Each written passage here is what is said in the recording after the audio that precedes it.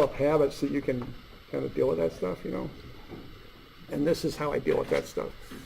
Okay, I get pictures, and I slow it down a little bit, and I make sure that everything's dimensioned and labeled the way I want it to be.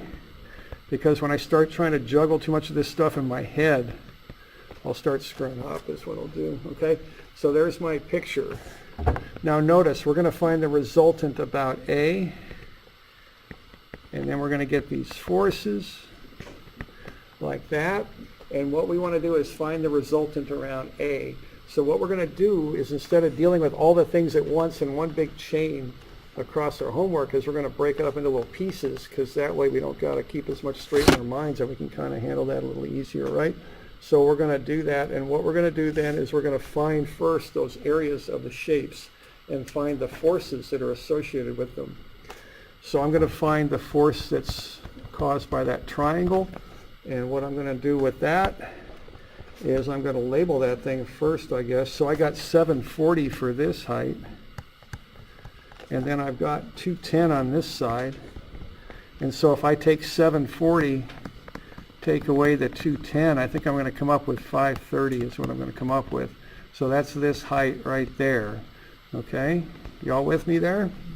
And then I've got the bases in here, and that's going to be 1.2, and then I got a little extra 0.2 in here. That goes from here to here, and then that on the far side I got 0.9. That's what I got. Okay, so now I'm going to start working with this. So that force of the triangle, it's a triangle, so that'll be 1/2 times 530, and that's what, newtons per meter, I think.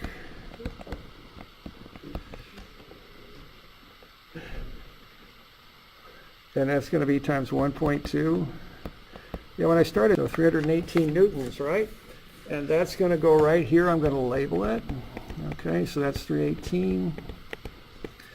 And then where is that? Okay, now where that is that is a third of 1.2. That'll get me from here over, right?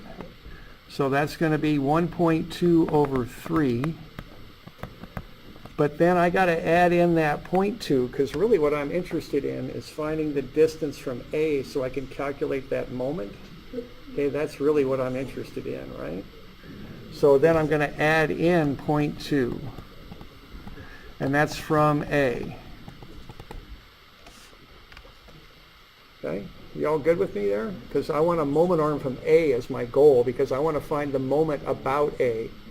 So I use my geometry and get this distance to this edge here. That's a third of 1.2, but I got to add in the 0.2 to get the total. So is that going to be 0.6, I think? All right, and then I'm going to have that rectangle in there, and that's just 210 newtons per meter times what? Times 1.2. That's the base, yeah, and I'm going to get that one, and that's 252. And once again, I'm kind of running out of room here, but that's going. Now, what am I going to do with that? I'm going to take half of 1.2 plus 0.2 more. Okay, because what I want here are dimensions from A is what I want. So what I'm doing, I'm kind of drawing a line here, and I'm coming over that. That's going to be 0.6. This is going to be 0.8, okay? And you're going to want this distance and that force. And when you got those three things, then you can do the net force and the net moment. Okay? And again, I'm kind of, you know, saying some stupid jokes up here and all that, but my point is, you know, understand what I'm saying here, right? I'm breaking that down into something simple. I can look at forces and distances and come up with a moment. I can do that. But if I start trying to deal with this whole thing in one shot, I'm probably going to drop a negative somewhere, somehow. And I'm going to make a mistake. And, you know, get in the habit of not making mistakes. It's a lot easier than fixing mistakes, from my experience. Okay? All right? So you can get all those forces there. So this will be 252. I'm starting to run out of time here, too. I'm sorry. Okay. And you get that last one, you can find the net force and the net moment about A. Those moments somehow are negative? Yeah, right. Yeah, the ones on the right are clockwise negative. The ones on the left are counterclockwise positive. Right. Correct. Yeah. Since the big square is offset a little bit, would that mean that the two, it's like offset on A, you got the two sides and one's way longer than the other, but would these two parts here need to be subtracted? Well, okay, yeah, the question is how do you handle the big rectangle if it's on both sides of A? That's a good question. The simplest way to do it is treat it as one rectangle, find its centroid, and just use this distance. So the net force times that distance is fine. You don't need to break it up into a part on the right and a part on the left. That's a person's instinct to do that, and I've done that before too, but it's unnecessary. You don't need to do it. Okay? All right, so we good? You got any other questions on this?